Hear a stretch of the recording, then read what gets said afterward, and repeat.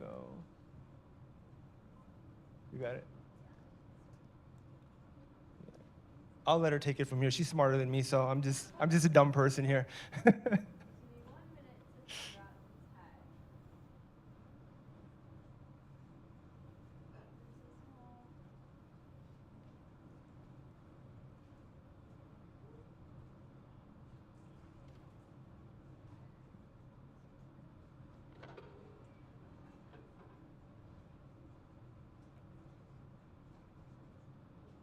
have a mic on?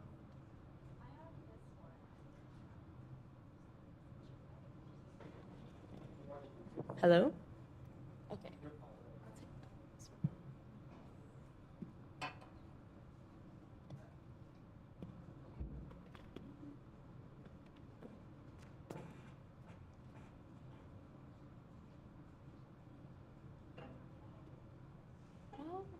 think I got it. Yeah. There we go. Can everyone hear me? Amazing. All right. Give me one sec. Okay, we're going to go with that. Love it. Awesome. Well, thank you guys so much for having me. I'm so excited to be here today and join y'all in Austin, Texas, all the way from San Francisco. I'm actually originally also from Chicago, so it feels like, yeah, let's go, some Chicago representation. But I don't know, people told me when I came to Texas, like people described it as the oven. But if this is an oven, like this is so cold. I don't know what people are describing, but it's so much colder here than San Francisco. But nevertheless, I'm so excited. Thank you all for giving me a warm welcome here and for the wonderful introduction. I'm going to be talking today about what the world that we're walking into, this frontier that we have up against us today, called a whole new world. This world is shining, shimmering, and of course, agentic.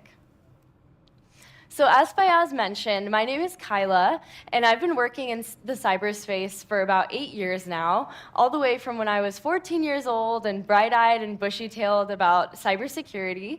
I actually started in the nonprofit space, educating K-12 students about cyber, and then moved to do threat intelligence, product security. I worked in civil society projects, working to combat spyware at Apple, and then I moved to do international cyber policy at CISA, and now I lead model cyber policy at Anthropic, determining how Claude engages with cybersecurity question and answer. So I come to this speech with a perspective from my work at the intersection of AI and cyber, my work as a researcher at Stanford, and my grounding in community-centered solutions. And I hope to share some of that inspiration, hopefully with you today walking away.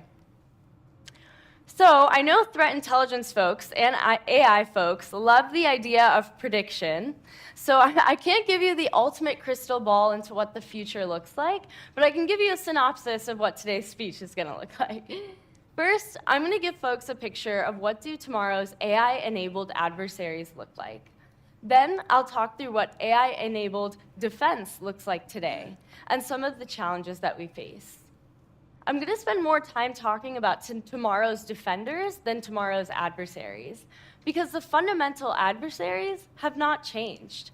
They're still ill-motivated, they're still government-backed, and they're still going for the low-hanging fruit in terms of insecurities. And last but not least, I'll hit on what's the important role of humans in all of these agentic discussions. And I promise you, there is a role for humans in this new world, and a great big one at that. And I'll hopefully remind you that humans still matter a lot. You guys matter a lot in the space of AI, and hopefully allow you to walk away empowered through this next day ahead of you about why you're here and how you'll shape the future of AI. So first, let's talk about tomorrow's adversary. How many of y'all went to go see Taylor Swift's Eras Tour? No, nobody got the tickets. I see some of your daughters pulled you there. I wish I gotten tickets, but Taylor Swift Eras Tour, I feel like this describes the era that we're seeing. We see threat actors go through eras themselves, right? So the era that we're seeing right now with generative AI is this era of experimentation. Threat actors are still learning about what generative AI will help them accomplish. They're trying to do tasks that they used to do by hand, now automated with these engines, like Claude or like ChatGPT. So what does this experimentation necessarily look like for different threat actors? We can look at this by breaking it down into country or by category. So first, I'll talk about an OpenAI and Microsoft report that dove deep into what exactly adversaries are doing with generative AI today. First of all, we see Russian adversaries looking at reconnaissance or enhanced scripting. We see Iranian adversaries thinking about doing social engineering with generative AI, also scripting. And last but not least, we see Chinese adversaries also looking at using generative AI for reconnaissance or simple tasks like translation and research. Now, when you look at this screen, you probably see a lot of things that look fairly normal. Even a regular user might go onto ChatGPT and ask for a translation or a summarization of content. This just shows that it's extremely hard to decipher, just from prompts and completions, the intention of somebody using these devices. Now, there was also a DeepMind study that recently came out looking at what exactly threat actors are using their system for. So we can also look at this from a perspective of not the country, but what is the task at hand. So if we look at the cyber kill chain, we see in the section of reconnaissance and infrastructure setup, we see threat actors using generative AI to do URL redirection, blocking crawlers, setting up infrastructure that they can then throw away.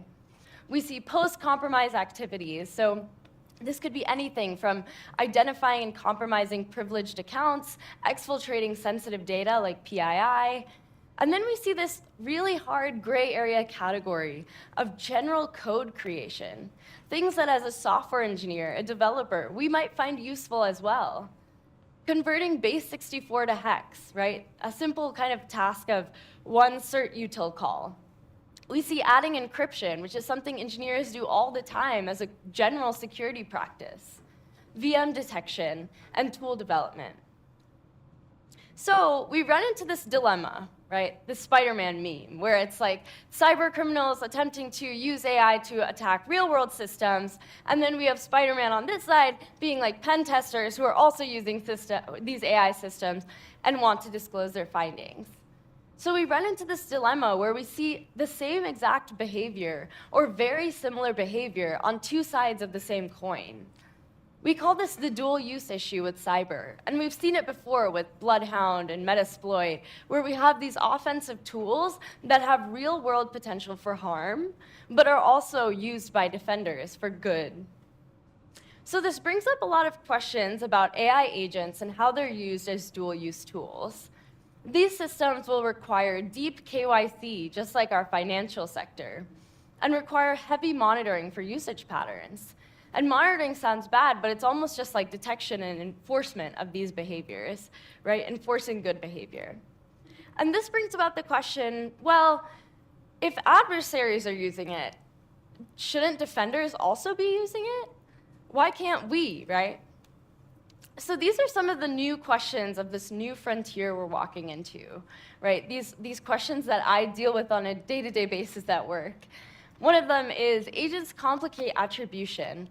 Who's running that port scan? If you have an agentic computer running off and doing these offensive cyber testing or security audits, there's this question of, well, then at the end of the day, who is the one doing it, right? Is Claude to blame, or is the computer to blame for running that port scan? Then we have what sort of enforcement actions act as deterrents to kick threat actors out. Once you monitor for this behavior and detect it, you have to do something, right? There has to have some teeth to your threat. So what sort of enforcement actions can we bring upon threat actors that we actually find within our system? And in the generative AI space, that means how can we actually enforce on these rules that we set for our model? So for example, if we say that the model cannot do port scanning, or people cannot use the model to do port scanning, what are we doing to ensure that is the case and kick people out who are trying to do that behavior? Obviously, we would allow port scanning because that's a beneficial defense task, but that's an example. The third question on here is the tough question. How do we support dual use cases and still tilt the scale towards the defender? I was talking about this in the car last night on the way back from the airport, but I truly believe that at the end of the day, in this defense-offense battle, defense will win. Defenders will use artificial intelligence to secure their systems faster, to find vulnerabilities faster, to generate, maybe even generate exploit code to understand how critical their vulnerabilities are, and then eventually patch their systems and be more secure. So I believe that in this dual-use world, that hopefully and theoretically, defenders will win. So this last case is what sort of behaviors lean bad and wouldn't even be done in a pen test. So that's how we're trying to approach monitoring and figure out what are the exact behaviors in this dual-use world that we don't even want to allow as a square one. So what can we, as defenders, do about these questions? And how do we tackle these really hard questions that frontier models pose to us? Can we, as they say, fight fire with fire? Well, that is what I'll be talking about next. So tomorrow's defenders, how do we exactly tilt the scales to be more defender-focused? Right now, we're seeing so many areas that have AI applied to them. I know it's really hard to tell from the screen, but there's 7 examples on here across translating policies and honeypotting, and red teaming, and pen testing. All of these various applications where we can basically throw AI at a traditional cyber problem and call it a day. Call it snaps, right? You've done your job, you've thrown AI at it, now it's fixed, and it's all fast. It's faster than it was before. But we see this all the time, right? When you go to Black Hat or RSA, when you just walk the floor, you see you get AI and you get AI. Every single vendor on the floor includes agentic solutions. Some agent to summarize what another agent has found, and then another agent to use that to deliver a summary to the user or translate that into Yara rules so that a computer can use it. The agentic recursion is crazy. It's like this agent does this, that uses this agent, that uses this agent. Sometimes when I see a company or an NGO at Black Hat that doesn't have AI, I'm like, actually, like, I really want to know about what you do. Like, this is interesting. So I feel like when we see AI and LLMs now, we're almost like blind to actually asking, like, what does this AI bring to the table? What are the areas where AI can help defenders the most, right? Is it actually helping? So most of these questions, I believe, still live within the research sphere. So I got curious myself about how good these systems truly were, and how much of an uplift do they provide from the status quo of tooling. So for my master's thesis, I worked on a research project to try it myself and to report back the findings of how good these systems were and how much better they were than humans at certain tasks. So we see this research gap in literature. While current literature demonstrates how we can apply forms of existing machine learning to the problem space, a new technology has not been studied which presents a natural solution. So these large language models, they're built for processing large amounts of textual information, and they're really well positioned for tasks like language translation, question and answer. So this is what got me thinking, right? What kind of threat intelligence tasks are language-centric, and what kind of threat intelligence tasks have a lot of dense text input? Well, that's most tasks, but I wonder whether this technology would have a place as a tool for analysts. So take the Microsoft Exchange server campaigns of early 2021, which was a series of global cyber attacks abusing vulnerabilities in Microsoft Exchange email servers. In this case, NATO and European Union member states failed to achieve consensus in attribution and denounced China's use of contract hackers. This was said to have happened because of inequities between member states' attribution capabilities. So given that attribution is achieved through independent verification, I realized that maybe I could try and solve this small or this big problem through this small solution of language translation. So correct and timely attribution helps to shorten future response times, informs mitigation strategy, and basically enables a nation-state's self-defense. So for the purposes of my research, I focused on minimizing the delays related to technical attribution.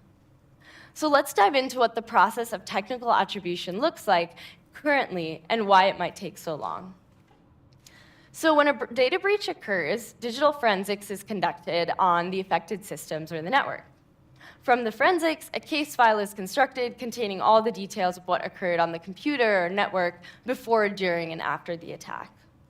After this is when a human analyst comes into the play and, based on the case file, tries to pick apart the dense forensic documentation to find what exactly was the behavioral MO of this threat actor, and what were their tactics, techniques, and procedures, the TTPs.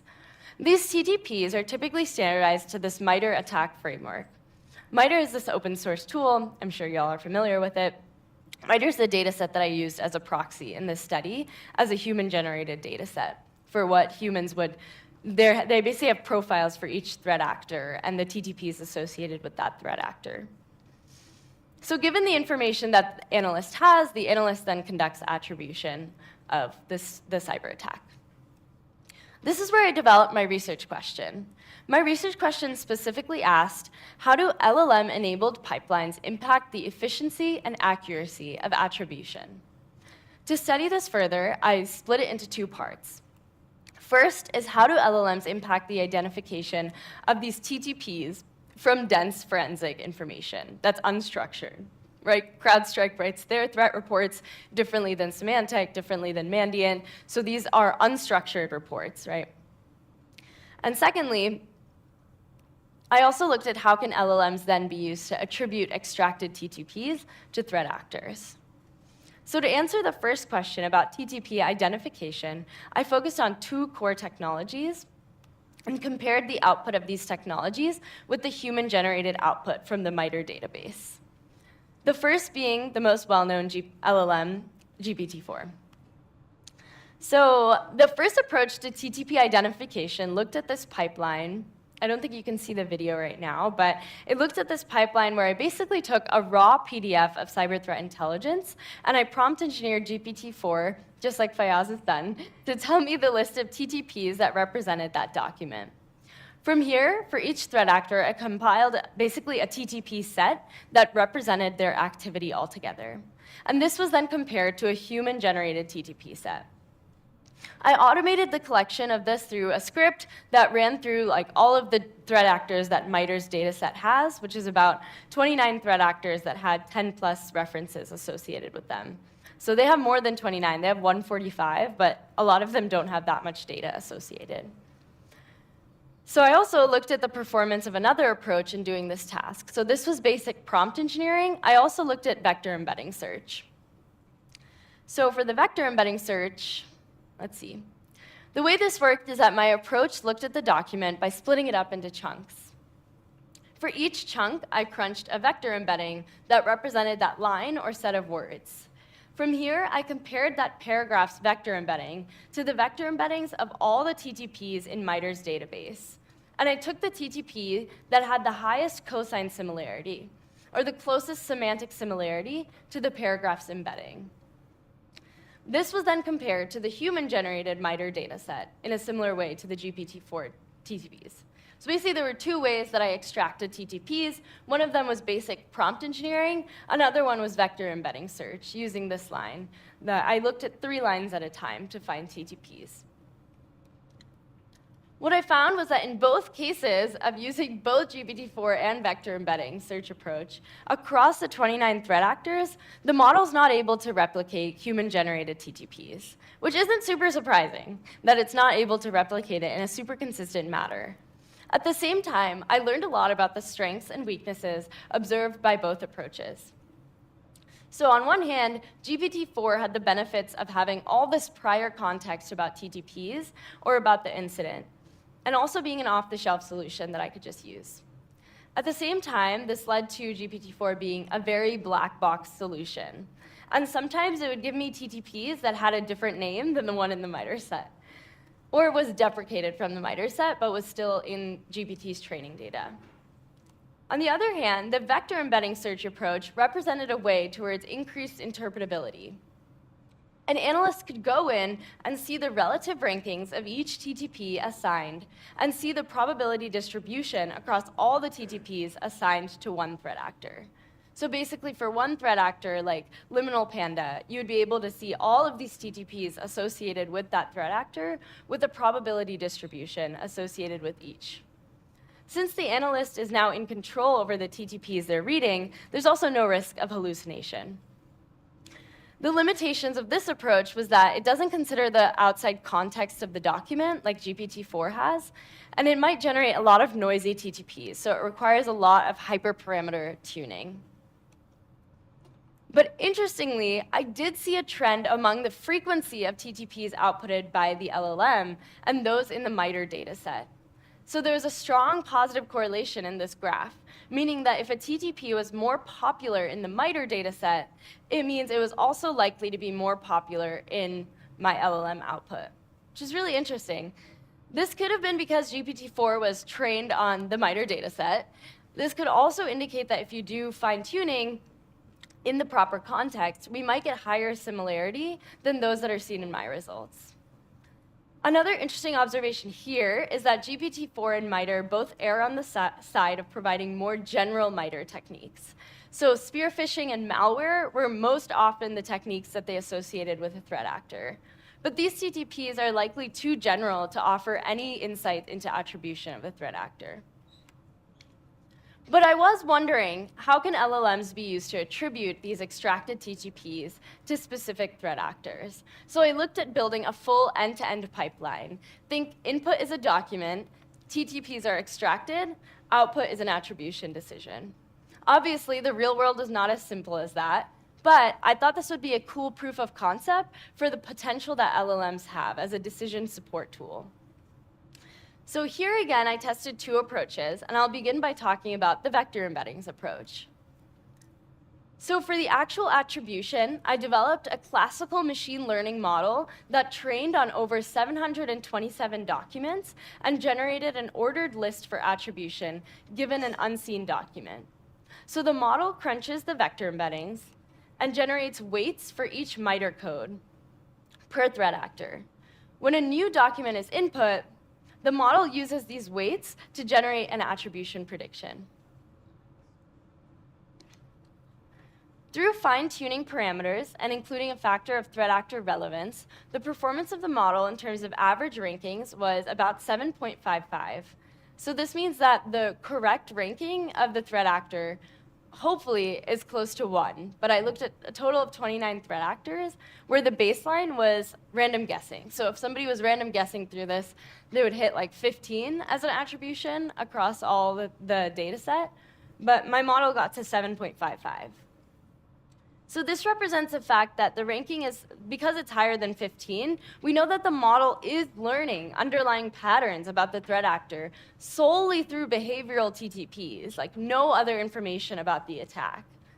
So that's really interesting, that a classical model can learn just TTPs and attribute a threat actor. Kind of well-ish. This end-to-end pipeline performed better on some threat actors than others. The bubbles are kind of not over the circles, but they're supposed to be over those circles to the far right. The graph demonstrates a negative correlation, demonstrating that the average rankings improve as there's more data about the threat actor in the data set. So if you go to the right, that's the threat actors that are represented more in the documentation. Those had a lower average ranking, which corresponds to a better attribution. So again, this is kind of intuitive, but it's critical for analysts to enrich their data sets and use the open source data that's out there already today. Particularly, we need to increase the representation of threat actors who don't already have as much representation out there online. Like one of the groups I was looking at was Equation Group, which is an NSA, like a US threat actor operating. And obviously I couldn't find much information about them online. So in order to do the study, I also found, or one of the cool results was that each threat actor actually had a unique signature that this demonstration showed. So in these cases, we could see that specific threat actors had these sort of patterns, and that's the threat actors that got attributed better. For example, Lazarus Group was really poorly attributed because Lazarus Group does every TTP out there in the playbook. as opposed to somebody else who might have a very specific threat actor TTP set associated with them.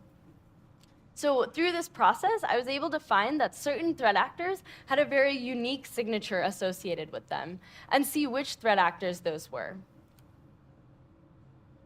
My second approach to doing this attribution was looking at human in the loop. So I used an LLM to do a human in the loop kind of attribution, where I looked at a May 2023 attack by Kim Soo-ki, a notorious North Korean threat actor. I looked at this attack because it happened after GPT-4's cutoff date of learning. So this attack happened May 2023. I first extracted the TTPs from a redacted form of the report in another window and tested the ability of the model to generate attribution results. At first, GPT-4's results were very general. In fact, it chose the most notorious threat actors. You could see Cozy Bear up there, Fancy Bear. While the next round of responses became more specific, the threat actors were still pretty general. I think this is the second round. So you could still see, so first round was like Cozy Bear, Fancy Bear, Lazarus Group. Second round was Cozy Bear, Fancy Bear. So in this round, I prompted it with specific screenshots of commands that the threat actor had used. In the last screenshot, I prompted it with a sample of the malware that was used in the attack, which happened to be Baby Shark, a variant of Kim Soo-ki's very famous malware. GPT-4 immediately changed its point of view and provided the correct, more detailed attribution. So as human in the loop context increase, as my interactions increase, just like the model said I love you, this model said I love you to me by giving me the right attribution. So it was a kind of interesting experiment to just see how does human in the loop inform threat intelligence. So as a summary, I basically found through this research that to answer the first question, how do LLMs impact the identification of TTPs, it was clear that the model didn't assign TTPs like humans do. There may be a lot of noise. Models like GPT-4 may also result in unexplainable hallucinations. However, when I went to answer the second research question, it was clear that just because the automated TTPs didn't correspond with human sets, didn't make them useless. They were still useful for attribution. The model was still able to derive some patterns from the TTPs that it found. So automated TTPs can still be useful for a model for attribution. These solutions work better for certain threat actors who are more represented in the data than others. These solutions also work better for certain threat actors who have a very distinct TTP pattern. It's not going to work well for a Lazarus Group or a Muddy Water who doesn't have that much data.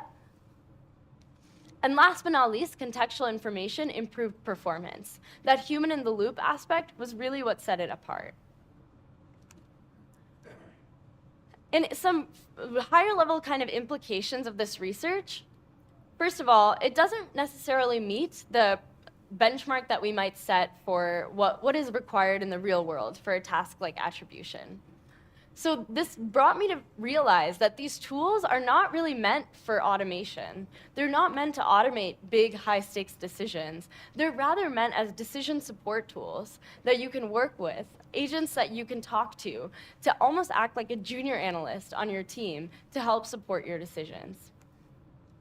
Additionally, these approaches demonstrate that there's ways to balance interpretability and transparency, as seen with the difference between the binary yes or no for the MITRE database to the vector embedding search approach, where you get that relative probabilistic ranking of MITRE TTPs.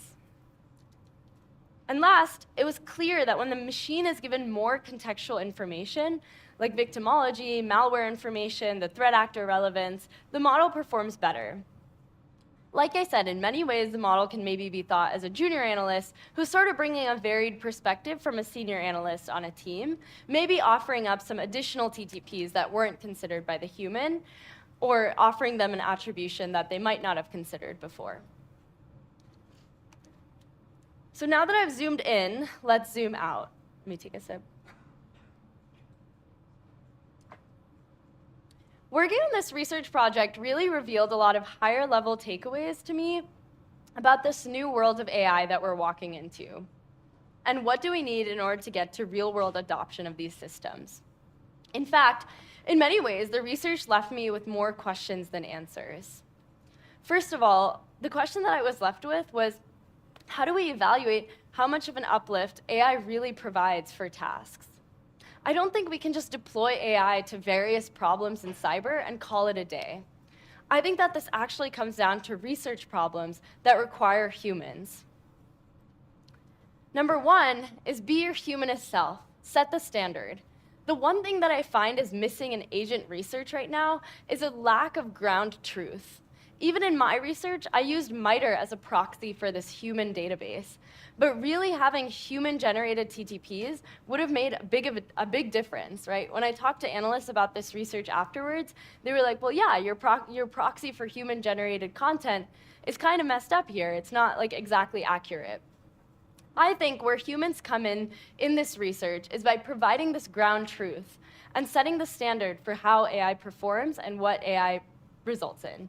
So we need a basic understanding of how humans perform with these tools currently at their disposal.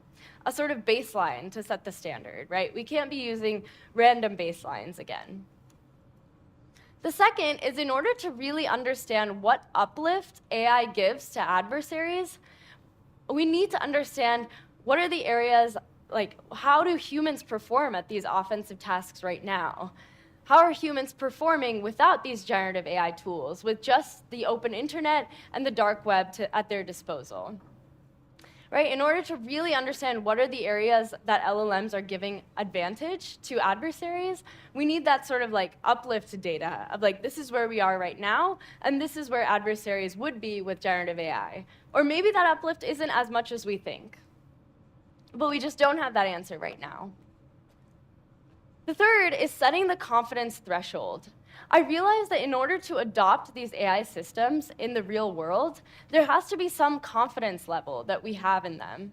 So the role of humans that I hope to empower you with is that we must, as humans, determine the minimum confidence levels that are required for us to actually trust these agents. Especially as we deploy them in real-world settings, a big question that came up in my research was, what is the human confidence in attribution decisions right now? And what is the confidence that you have, the confidence interval, in the attribution decision that's made by the engine today, your technology that you've built? Confidence intervals are huge for the intelligence community. So realizing our confidence interval for AI solutions is very important. Let's say that we only will trust an agent to do a certain task if it has over 75% confidence that that task is done well. That's a decision for us to make as humans. We have to set that confidence threshold for what we're willing to adopt. We can't just be adopting AI all willy-nilly, taking on these solutions to things, thinking that they're better, without actually doing the due diligence for does it actually uplift our humans who are doing these tasks at hand. And the last but not least, harness the genie in the model. What this means is that AI and automation techniques are meant to be decision support tools, but you and the human analysts are the ultimate user and decision maker. What I think, I'm actually also currently a student right now, finishing up my degree and my master's that Fayaz was mentioning, and what I've realized is that the tasks that I put into these LLMs are the tasks that mean less to me. Whereas the tasks that I care more to do by myself without the use of LLMs are really what make the difference. Those are the things that I care about, right? I'm putting into GPT, I might be putting some debugging of some code. I might be having it read through my code and just look if there's documentation that needs to be resolved. But in terms of the decisions that I want to be making as a human, there's some things that I don't give to AI. For example, if I'm really enjoying a discussion class that's talking about the trade-offs between privacy and national security, I don't give that work to an LLM because those are the things that I care about. So I actually think that this AI revolution reveals what we value and care about most. So again, at the end of the day, you are the ultimate user and decision maker. AI makes us realize what decisions are worth making ourselves, and gives us a way to find signal within the noise. And with that, I'll leave some time for questions, but thank you so much for having me. I hope this inspired you a little bit on how humans will be involved in this AI revolution, and I'll be sticking around for a bit for questions and for just hanging out. So thank you, guys.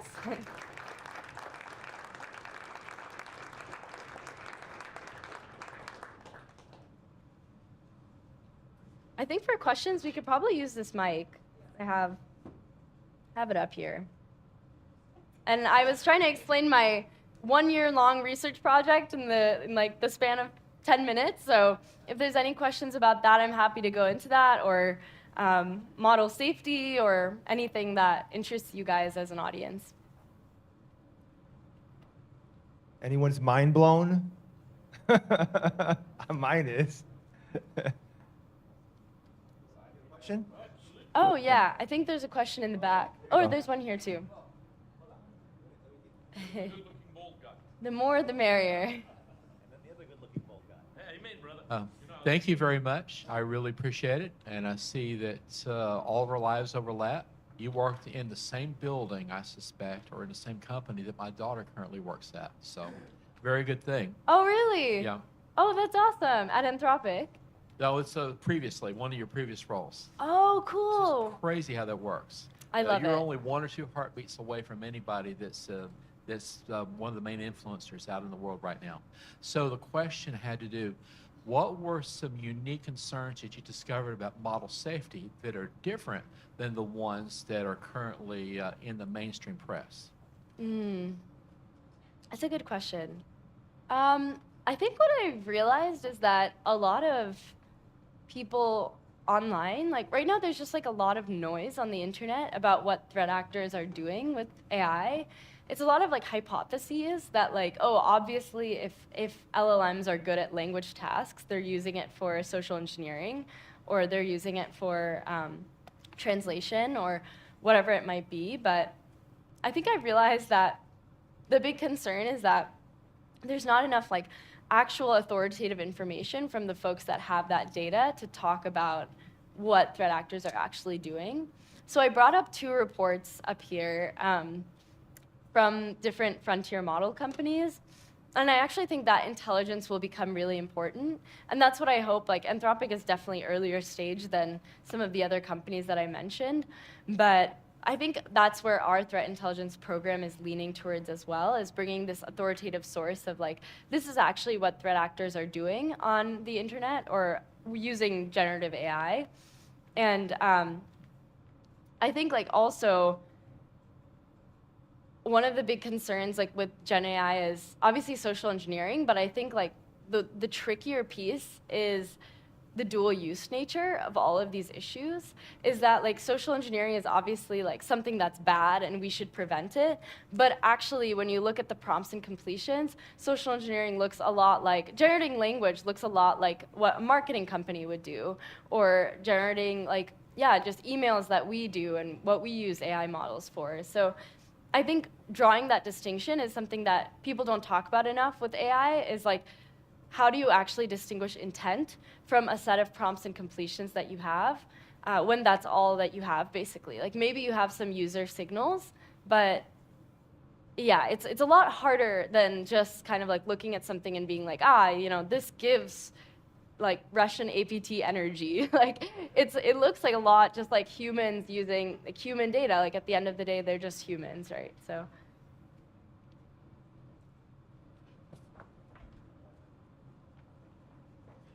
They're making me run around. Next, you're We'll next. get to you. Thank you. Thank you for the keynote. That was great.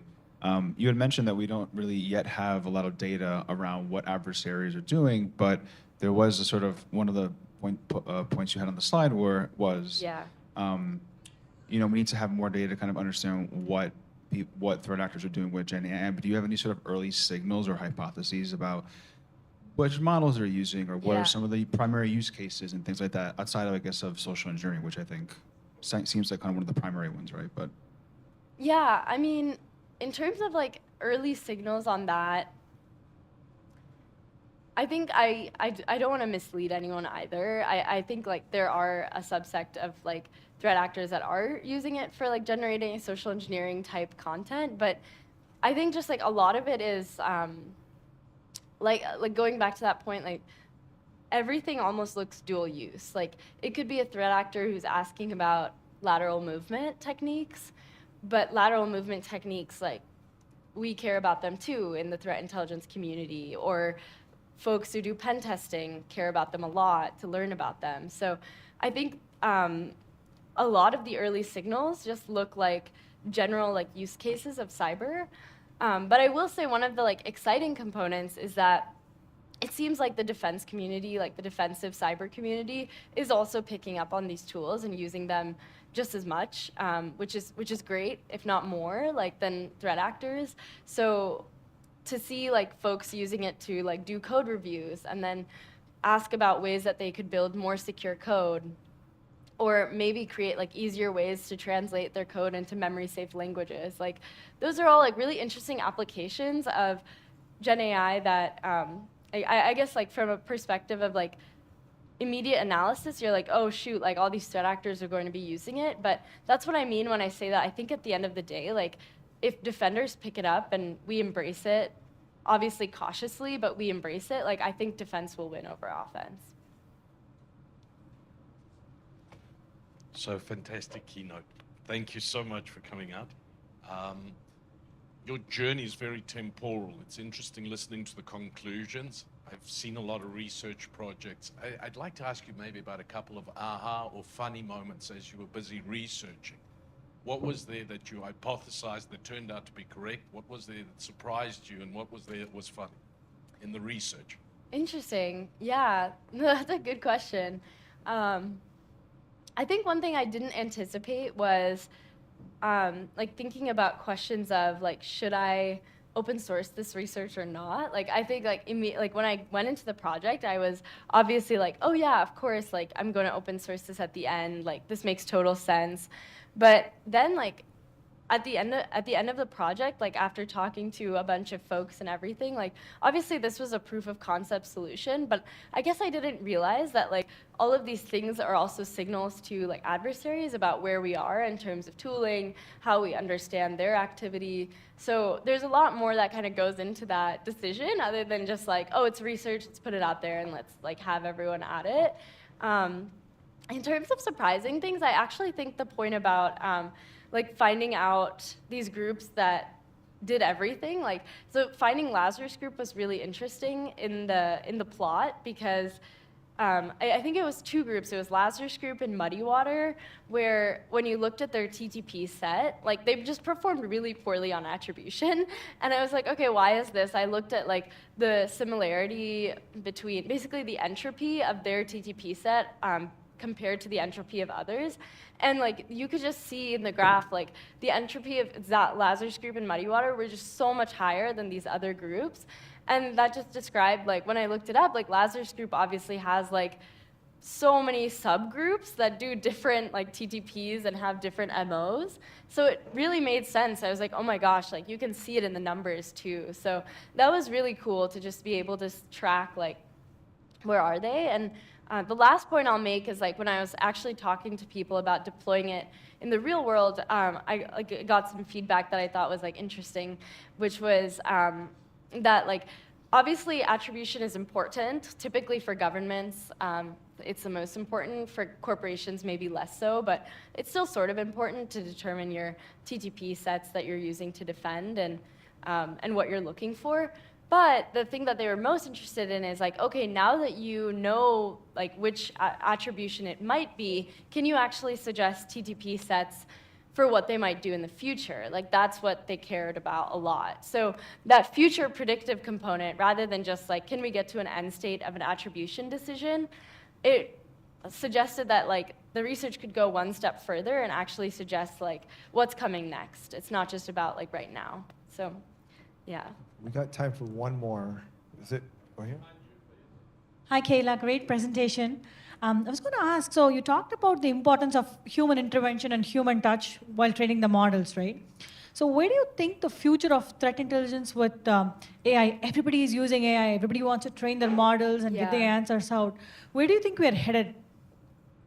Yeah, gosh, the $1 million question. If I had a crystal ball, I would be extremely rich maybe right now. But I think like in terms of just generally where we're headed with threat intelligence, or where I think we should be headed, is doing more of a quantitative analysis of like exactly whether these tools are actually providing uplifts in the areas that we're thinking that they are, especially for defenders. Like, obviously, a time save is one thing, but saving time is not the only metric. There's so many other metrics, like what is the accuracy of the decisions that come out of AI models as opposed to humans. And obviously that human touch is so different, it's so important, like that touch of like, oh, you know, this group, APT42, is actually really active right now. This attribution could actually be related to this other activity that's happening in the world. Or like, oh, this could be a precursor to like Russia's invasion of Ukraine. Like, it could be a Russian adversary because of that. Like, there's so many different things that we think about as human analysts that like a machine can't replicate.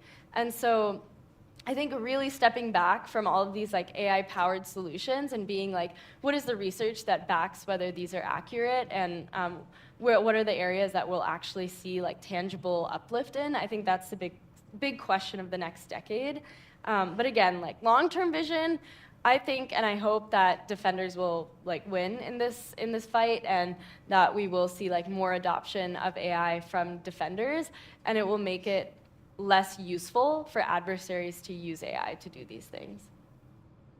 One more question, and then we're gonna, you guys can talk to Kyla afterwards. We got a tight schedule today. All right, sorry. So one more quick one. So it's fascinating, and I'm curious. From an academic standpoint, I would estimate that maybe 1% of adversary activity when it comes to like hands-on keyboard activity is public. 99% is in a Mandiant database, in Nucleus or CrowdStrike or with some DHS team. So given that, let's say 1% is actually public and able to be modeled, like what percent, and this, best guess, right? What percent needs to be public that would actually make the model, a high degree of accuracy when it comes to attribution? That's a good question. I mean, that was like the cause of many headaches last year when doing this research.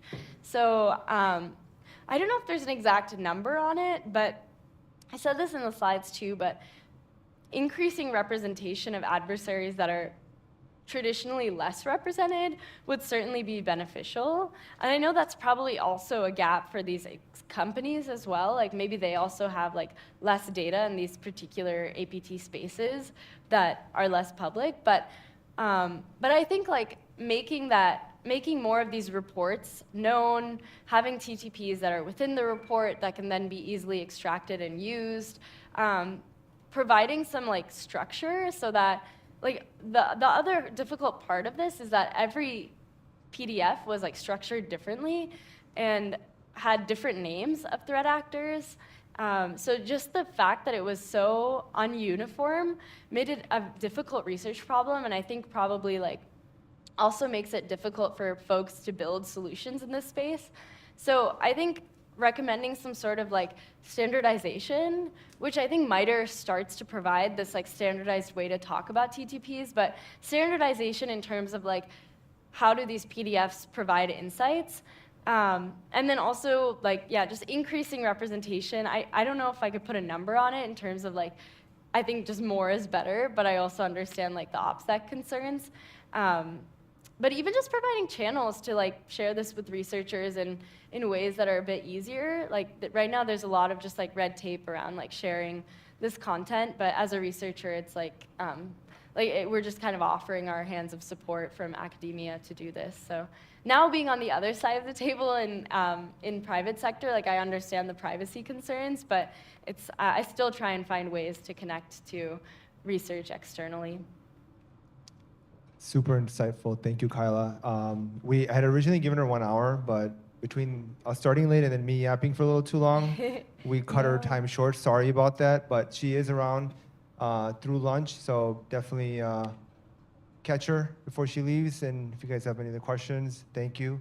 And our next session, we have two tracks going on for anyone who hasn't seen. There's displays in the front on this side and then inside.